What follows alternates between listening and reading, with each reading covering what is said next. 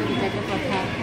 এখানে ঠাকুরের কাছে রাধা গোবিন্দ বা রানীর কাছে আমরা প্রার্থনা করছি যাতে আমাদের স্বামীর মঙ্গল হয় এবং দীর্ঘায়ু হয় এবং জগতের সকলের মঙ্গল হয়, আমাদেরও মঙ্গল হয়। এর জন্য আমরা থ্যাংক ইউ।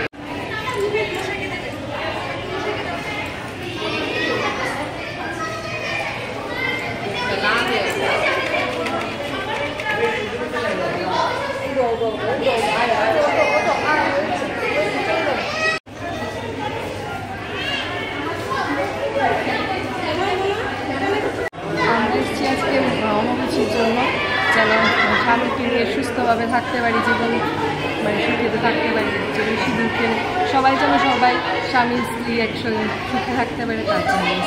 ভগবানের কাছে কি প্রার্থনা করলেন? এই তো সারা জীবন যেন দুজনে একসাথে ঝগড়াঝাটি ছাড়া হাসি খুশি থাকতে পারে।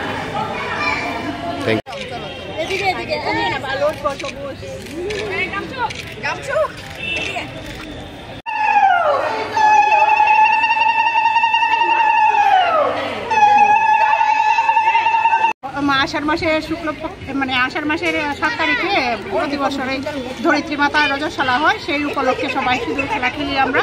আর আমরা এইখানে এই প্রতিষ্ঠানে আসি, মা লক্ষ্মীনারায়ণ মন্দিরে আসি, সব প্রতি বছরই আসি, সিঁদুর দেই যাতে সবার মঙ্গলার্থে, দেশের মঙ্গলার্থে, সবার মঙ্গলার্থে, সন্তানের মঙ্গলার্থে আমরা সিঁদুর খেলি যাতে সবাই ভালো থাকে, মাকে রাঙিয়ে সবাই যাতে রাঙা হয়ে থাকে তার জন্য সবাই।